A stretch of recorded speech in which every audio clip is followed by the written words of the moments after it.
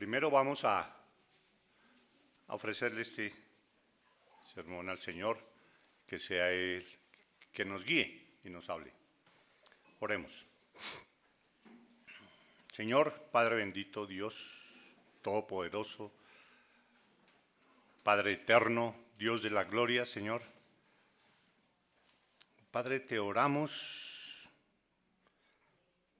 para glorificar tu santo nombre, Señor, y para pedirte, Señor, que tú, por tu misericordia, nos hables hoy, Señor, que tú, por medio de tu palabra, nos hagas entender cada día más qué es lo que tú tienes para nosotros en tu palabra. Queremos ser transformados, Señor, y sabemos que tú lo haces es por medio de la palabra, del estudio de tu palabra. Que seas tú hablándonos al corazón, Padre del cielo, y que eso sirva para esa transformación. Ponemos nuestras vidas en tus manos, Señor, en Cristo Jesús. Amén. Amén.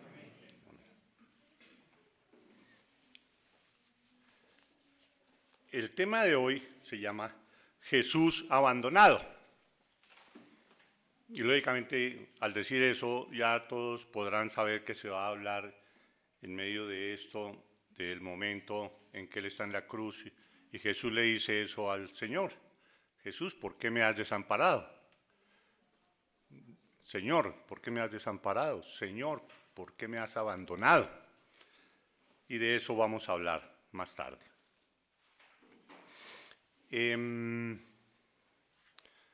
Este tema pues es de muy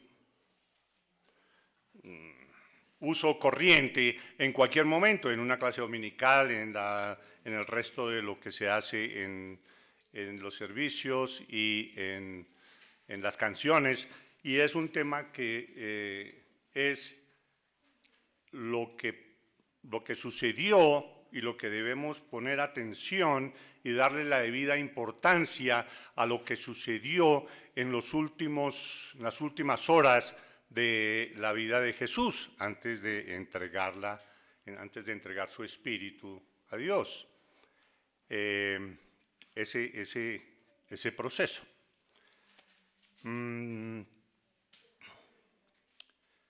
Entonces, esto va a ser sobre el Evangelio de Mateo, y la segunda parte va a ser sobre Mateo 27, del 45 al 54, pero vamos a mirar una primera parte en este proceso. Entonces, en todo el proceso, desde que Cristo fue entregado por Judas al concilio y el momento de su muerte, en ese tiempo, desde que fue entregado hasta el momento de su muerte, pasando por el juicio ante Pilatos y pasando por la crucifixión, se distinguen dos situaciones un poco diferentes en cuanto a su significado y al efecto que eso debe tener en la vida de cada uno de nosotros, el efecto que eso debe tener en nuestra vida cristiana. En general, estas dos situaciones se diferencian en la actitud de Cristo, primero, ante todo el maltrato que sufrió por parte de las personas que de una u otra manera tuvieron que ver con el proceso de su muerte. El maltrato que sufrió Cristo Jesús por parte de esas personas. Y el segundo es el maltrato que sufrió Jesús de parte de Dios, por decirlo así, antes de su muerte. La primera, o sea, la actitud de Cristo, desde que fue entregado hasta su crucifixión, son relatadas por Mateo desde el capítulo 26, versículo 47, hasta el capítulo 27, versículo 44. Entonces eso es pues bastante largo y no lo vamos a leer. Pero entonces la relación de los maltratos que sufrió Jesús en este lapso los podríamos resumir más o menos así.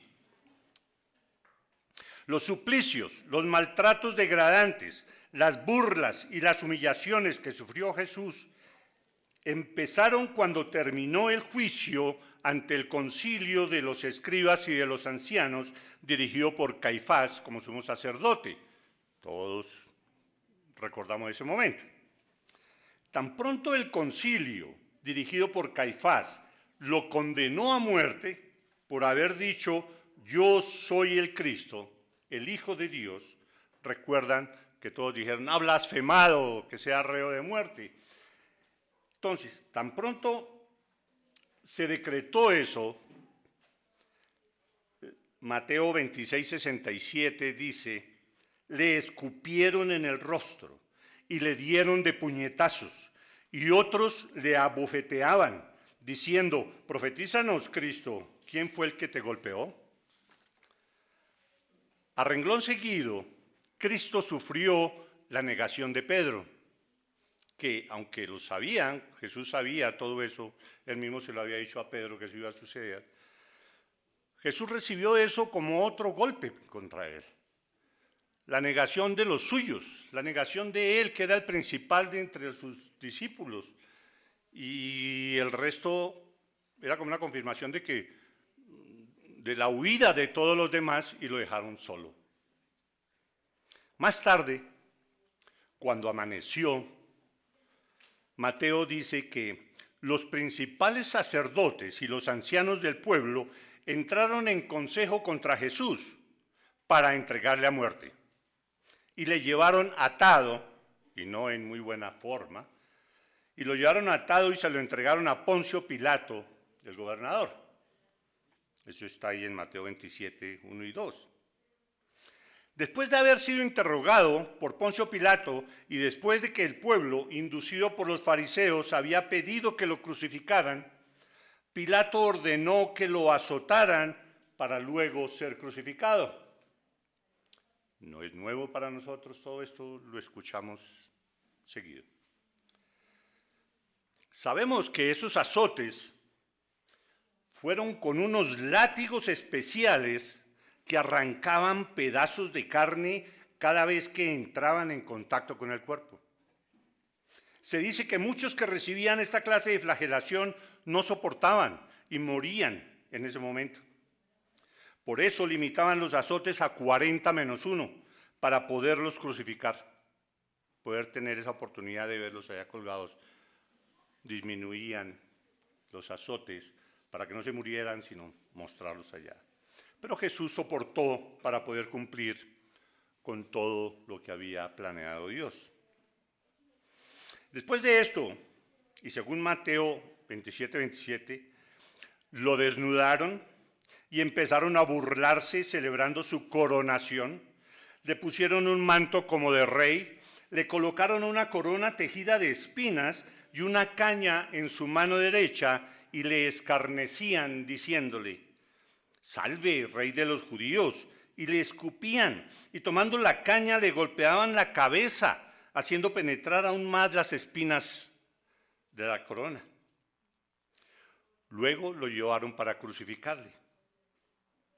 De todos es sabido el suplicio al que fue sometido Jesús durante la travesía hacia el monte del Calvario.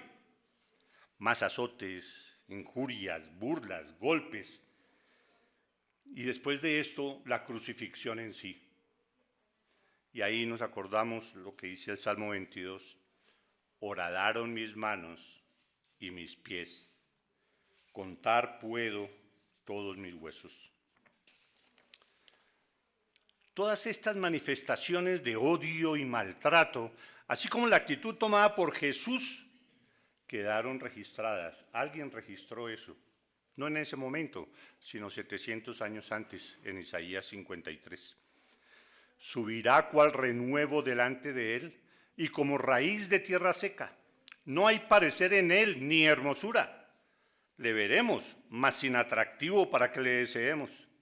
Despreciado y desechado entre los hombres, varón de dolores, experimentado en quebranto. Y como que escondimos de él el rostro, fue menospreciado y no lo estimamos. Angustiado él y afligido, no abrió su boca. Como cordero fue llevado al matadero, y como oveja delante de sus trasquiladores, enmudeció y no abrió su boca. No se quejó. Podríamos resumir todo eso. Jesucristo no se quejó en ningún momento. Sus palabras ante todo esto fueron registradas por Lucas. Entonces, ¿cuál fue la reacción de Jesús ante todo eso, de todo esto que hemos dicho? En Lucas 23:34 Jesús decía: Padre, perdónalos porque no saben lo que hacen. ¿Cuál hubiera sido tu reacción? Mire, me pegaban sin razón y me acusaban de cosas que no he hecho y qué injusticia, pero no sé qué voy a hacer. Y uno quejándose. Y Jesús, perdónalos porque no saben lo que hacen. ¿Qué podemos extraer de esto? ¿Cuál sería la enseñanza de esto? Jesús nos muestra cómo es vivir una vida santa, cómo es reflejar el infinito amor de Dios por medio de nuestras actitudes hacia los demás, por medio de todas esas actitudes diarias, aún en medio de las peores situaciones. Está uno medio mal de ánimo y viene alguien, no me moleste, y lo saca uno de taquito, como dicen algunos. Jesús no. Nos muestra cómo debe ser nuestra reacción ante los maltratos de los demás. Lo mismo que ante situaciones de dolor que tengamos o enfermedades. Todos nos quejamos y tratamos mal al resto de las personas. Jesús, tranquilo, nunca se quejó. Mostrar esa paz que Cristo mostró en medio del dolor es lo que nosotros debemos imitar. Tenemos el Espíritu Santo en nosotros, o sea que tenemos el poder más que suficiente para soportar cualquier situación y confiar en Dios siempre. Nuestro proceso de santificación, que es en el que estamos todos en este momento, se debe distinguir por eso, por una actitud humilde y de confianza ante Dios para que cada día nos parezcamos más y más a la imagen de Cristo Jesús, que fue la que acabamos de comentar. Ese es nuestro cometido, imitar a Jesús, porque somos discípulos de Él. El ser discípulo es imitar al Maestro. El Maestro es Jesús. ¿Qué hizo Jesús ante el dolor? ¿Qué hizo Jesús ante esos ataques de todas estas personas? Recapacitar y hablarle a Dios, perdónalos porque no saben lo que hacen. ¿Hacemos eso? El verdadero discípulo imita a su Señor. Hermanos, tú puedes, todos podremos, si dependemos del Espíritu Santo. No te quejes de las situaciones, imita a Cristo Jesús, tu Salvador. Confía en Dios siempre, siempre, y no te quejes. Lo que está sucediendo forma parte de la providencia de Dios. Esta es la primera parte. Ahora, ya vimos la actitud de Cristo ante el maltrato que sufrió por parte de las personas que intervinieron en el proceso de su muerte. Ahora veamos qué pasó entre Dios y Cristo Jesús momentos antes de su muerte. De acuerdo con lo registrado en los evangelios, a Jesús lo juzgaron en el amanecer y lo crucificaron a las 9 de la mañana. Lo que ocurrió antes de las 12 quedó registrado en lo que ya estuvimos mirando, en general. Ahora vamos a leer Mateo 27, del 45 en adelante, para ver lo que sucedió entre las 12 y las 3 de la tarde, hora aproximada de la muerte de Cristo Jesús. En esas 3 horas, Él ya está crucificado y empezaron a suceder cosas. Mateo 27, 45. Y desde la hora sexta, o sea, desde las 12 del día, hubo tinieblas sobre toda la tierra hasta la hora 9. Al mediodía hubo tinieblas. Dios mostrando de alguna manera, digámoslo así, su dolor y la importancia de lo que estaba sucediendo en ese momento. Hubo tinieblas sobre toda la tierra al mediodía. No sabemos si todo eso fue así en toda la tierra, no hay registros de eso, o fue solo en esa área. Cerca de la hora 9, o sea, las 3 de la tarde, Jesús clamó a gran voz diciendo, Elí, Elí, lama sabactani. Lama sabactani, esto es, Dios mío, ¿por qué me has desamparado? ¿Por qué me has abandonado? Dice en Lucas, creo. Algunos de los que estaban allí decían al oírlo, a Elías llama a este. Y al instante corriendo uno de ellos tomó una esponja y la empapó de vinagre y poniéndola en una caña le dio a beber. Pero los otros decían, deja, veamos si viene Elías a liberarle. Mas Jesús, habiendo otra vez clamado a gran voz, entregó el Espíritu. Lucas lo dice, Padre, en tus manos encomiendo mi espíritu, significando que su muerte fue voluntaria de parte de Jesús.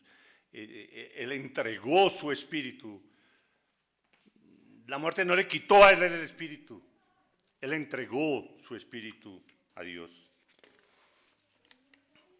Versículo 51.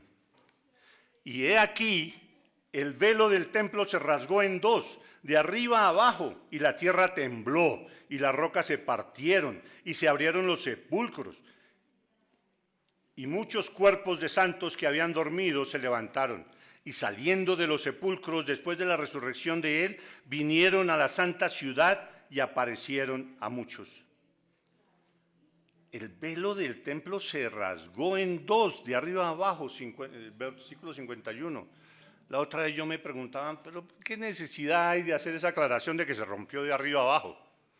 ¿Y qué pasaba si se rompió el velo o se rompió de abajo para arriba? Ese velo era un velo gigantesco, eso era muy grande y de un espesor respetable. Para poder decir que eso se rompió de arriba para abajo, pues dejarían una parte de abajo sin romperse, digámoslo así, para no decir de que fue que aquí abajo jalaron y entonces rompieron el velo de abajo para arriba. No, algo súper especial tuvo que haber ocurrido para poderlo romper de arriba para abajo, para que el velo fuera rasgado de esa manera, o sea, para mostrar de que es un acto de Dios y no de alguien. El centurión, versículo 54, el centurión y los que estaban con él guardando a Jesús, visto el terremoto y las cosas que habían sido hechas, temieron en gran manera y dijeron, verdaderamente este era Hijo de Dios. Estos versículos nos muestran lo que ocurrió después de las 12 del día y hasta las 3 de la tarde. Fue algo tan impresionante y significativo que hasta los romanos que lo estaban crucificando llegaron a decir eso, lo que decía el centurión, verdaderamente este era el Hijo de Dios. ¿Cómo fue de impresionante todo lo que ocurrió en ese momento? Los romanos diciendo esto, verdaderamente este era el Hijo de Dios. Los romanos ni siquiera creían en Dios, pues ellos tenían muchos dioses, pero ya habían escuchado durante todo el proceso del juicio de Jesús acerca de Dios y de que Jesús decía precisamente eso, yo soy el Hijo de Dios. ¿Quiere decir eso que los romanos se convirtieron en ese momento? Es posible, nadie lo sabe. Pero ese fue el impacto de todo lo que estaba sucediendo, al menos en los romanos. Pero detengámonos en el versículo 46. Dios mío, ¿por qué me has desamparado? Nuevamente el Salmo 22. Dios mío, ¿por qué me has desamparado? Dice el Salmo. ¿Por qué estás tan lejos de mi salvación y de las palabras de mi clamor? Cristo solo. Cristo desesperado diciendo, Dios mío, Padre mío, ¿por qué me has abandonado? ¿Por qué me has dejado solo?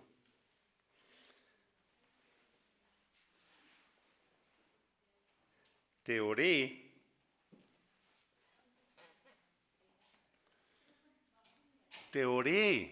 y te pedí en Getsemaní que pasaras de mí esta copa. Él pidió eso, él le pidió a Dios que pasara de él esa copa. Claro que te dije que se hiciera tu voluntad y no la mía, pero no encontraste otra manera al fin y al cabo. Entonces tengo que sufrir todo el peso de tu ira. Tengo que sufrir todo el odio que tienes contra el pecado del mundo.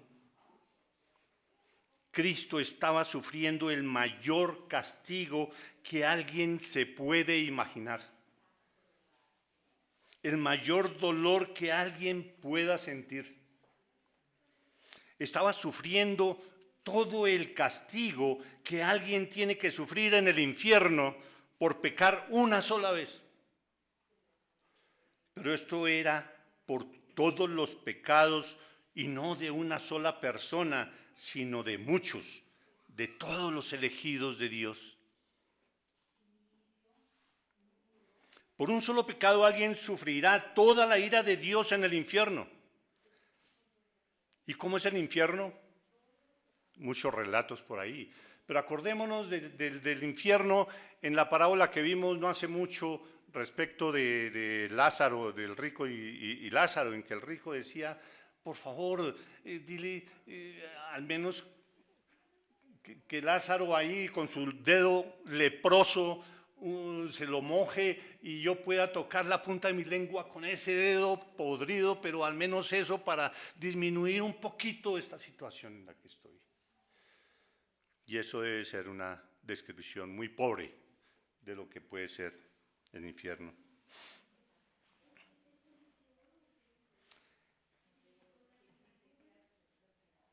Por un solo pecado, alguien sufrirá toda la ira de Dios en el infierno. En esos momentos, Dios estaba lejos de Cristo, pues Cristo estaba llevando sobre sí los pecados de muchos, o sea, los tuyos, tus pecados y los míos. Y Dios, por su santidad perfecta, no puede estar cerca del pecado. Tenía que apartarse de Jesús. Él está lleno de pecado. Yo no puedo, mi condición de perfección y de santidad no me permite, no puedo estar ahí cerca del pecado. Así se siente Dios contigo cuando tú eras pecador. No te me acerques. Porque somos pecadores. Y Dios no se acerca al pecador. Hace el llamado y hace una cantidad de cosas para cumplir con su plan de salvación. Sí, pero miremos cuál es el sentir de Dios respecto de nuestro pecado, al cual nosotros muchas veces tratamos con mucha liviandad. Es un pecado. Cuando éramos cristianos, la próxima semana me confieso y listo. Y después que somos cristianos, lo mismo. Dios, por su justicia perfecta, no puede dejar de castigar los pecados. Si lo hiciera, entonces no sería Dios. Y si no es justo, no sería Dios. Alguien tiene que recibir el castigo. Y el castigo no es solo morir, sino recibir la ira de Dios sobre él por cada uno de los pecados cometidos. Dios aplica su justicia perfecta enviando al infierno a todo pecador que no se haya arrepentido verdaderamente y puesto su fe en su Hijo. Dios no puede perdonarnos así nomás. Uno habla de Dios perdonó los pecados, Dios me perdonó mis pecados y listo. Pero Él no puede así decir, ok, te perdono los pecados y listo. Dejaría de ser justo. No. Alguien tiene que pagar por ti. O tú pagas por eso, o alguien para yo poderte perdonar ese pecado. ¿Sí? El perdón de nuestros pecados requirió mucho dolor de parte de Cristo Jesús para que nosotros solo digamos, Dios me perdonó mis pecados, yo ya soy salvo. Y nos olvidamos de eso fácilmente.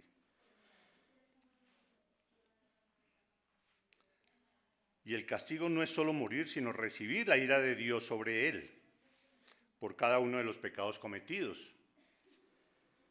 ¿Sí? El castigo no es solo morir. A veces uno dice, es que Cristo murió por nuestros pecados. Pero no es solo eso, el de que Jesús murió por nuestros pecados, sino lo que sintió cuando murió de esa manera. Toda la ira de Dios por ti, por tu pecado. Cristo estaba recibiendo el castigo de la ira de Dios no por sus propios pecados, pues su vida fue santa y sin mancha,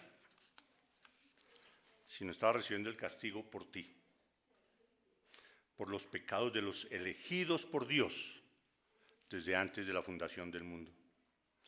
Aquellos que han obedecido el llamamiento de Dios, o sea, por los pecados tuyos y míos. ¿Se imaginan? Se me ocurre ahora, se imaginan que el plan de Dios no fuera así como fue, sino que, ok, yo le voy a perdonar los pecados porque Cristo pagó por tus pecados, pero tú debes sufrir al menos una partecita. No puede uno imaginarse eso. Pero diría alguien, sí, eso es justo. ¿Qué hubiera sido de nosotros? Alguien tenía que sufrir el castigo. Esa es la justicia perfecta de Dios. En esos momentos, Cristo Jesús, aparte de estar sufriendo el castigo por los pecados de los elegidos, estaba sufriendo el estar separado de lo que más amaba. Cuando nosotros se nos muere un familiar muy cercano, uno sufre porque se va lo que uno ama mucho. Cuando se le va la novia, si uno la ama mucho, uno sufre mucho. Jesús estaba quedando solo aparte de lo que más ama, a su Padre Celestial. No podemos imaginarnos el sufrimiento de Jesús por estar separado de Dios. Es imposible para nosotros. No lo podemos comprender. Y ahora, entendiendo que Jesús es Dios y Dios lo deja, lo abandona, no es fácil comprender eso. ¿Cómo así? Entonces era Dios, Jesús hombre nomás, y ya no hay, no Dios ahí, sino Dios Padre arriba y Él, Jesús el hombre, no más, y sufriendo de esa manera. Eso no lo he entendido y creo que muchos no han podido entender ese momento de separación de Jesús siendo Dios, de Dios siendo Dios. Ahora algo que se compare con este amor de Cristo por ti. Él sufrió todo esto por ti. Sufrir semejante castigo de las manos de su propio Padre. Recordemos, cuando Abraham iba a matar a Isaac para ofrecerlo en holocausto a Dios, Dios mismo detuvo su brazo y no permitió que lo sacrificara, sino que más bien proveyó un cordero sin mancha para realizar el sacrificio que le había pedido a Abraham. En esta oportunidad no hubo quien detuviera el brazo de Dios, y Dios sacrificó a su Hijo, el Cordero sin mancha ni pecado, para que tú y yo pudiéramos ser salvos. Recapacitemos en esto. Jesús no solo murió por nosotros, sino que sufrió la ira de Dios por nuestros pecados. A veces nos quedamos en la mitad de esta frase únicamente y decimos Jesús murió por nuestros pecados y listo. Y dejamos a un lado ese dolor que produce la ira de Dios en él. Esto es lo que diferencia la muerte de muchos mártires de la de Cristo. ¿Sí? Los mártires morían y mueren alegremente y confiadamente.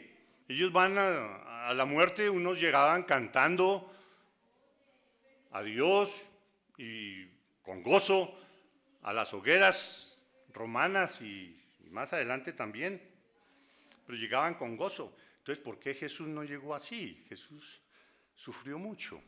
Más fuertes los mártires estos que Jesús. No, es que pues tanto ellos saben que cuando mueren, pues van allá al cielo, a la presencia de Dios y van a disfrutar eternamente de Él. Jesús también sabe que a la larga Él va a llegar allá a la presencia de Dios nuevamente y recobrando su gloria y todas esas cosas que Él tenía antes de hacerse hombre. Él también sabía eso, pero también el dolor de sufrir la ira de Dios. Por eso lo hace diferente, por eso lo hace completamente diferente a la muerte de un mártir. Es que Jesús murió como otro mártir. No, es que no es solo murió, Él sufrió el castigo de la ira de Dios. Y tenía que estar solo en ese momento, pues esa era la voluntad del Padre. Y Jesús no hizo ni hará algo que no sea la voluntad del Padre. Nosotros somos discípulos de Cristo. Gracias a eso. Vamos a seguir tratando tan livianamente nuestro pecado, nuestra relación con Cristo. Cuando decimos normalmente yo soy salvo, ¿estoy teniendo en cuenta todo ese dolor de Él? Como resumen, esto es lo que aprendemos de Cristo y lo que tenemos que imitar como buenos discípulos de Él. En cuanto a la primera parte, vivir una vida santa, eso es lo que tenemos nosotros que hacer, vivir una vida santa, alejados del pecado, sin quejarnos del sufrimiento y del dolor y procurando ser cada vez más parecidos a la imagen de Cristo. Ese es nuestro cometido y ante las situaciones difíciles, ser como Cristo, no quejarse en ese momento, hablar con Dios, Padre, dame la fortaleza para soportar esto, sé que tengo el Espíritu Santo, pero flaqueo y no reconozco eso, y perdónalos porque no saben lo que hacen cuando es otra persona la que le está ofendiendo a uno. Recordar eso. Tenemos que ser como Él. Y enseguida debemos vivir obedeciendo la voluntad de Dios en todo. La voluntad de Dios, Jesús le pide, aparta de mí esta copa. No quiero sufrir la ira tuya, no quiero estar separado de ti ni siquiera un microsegundo. Por favor, cambia eso. Le oró Jesús al Padre y el Padre le dijo, no. El Padre le dijo, no. Nosotros, cuando a veces no recibimos lo que queremos, renegamos de Dios y demás, pero Cristo obedeció por encima de cualquier cosa a Dios. Vivir agradecidos, debemos mirar todo ese proceso de nuestra salvación y por qué fuimos nosotros o por qué somos nosotros salvos Y es por todo esto que sufrió Cristo Jesús. Nunca lo olvidemos. Solo reconociendo eso es que podemos darle el verdadero valor a eso que decimos gracia y fe y salvación. Eso tiene valor solo cuando vemos de dónde salió todo esto.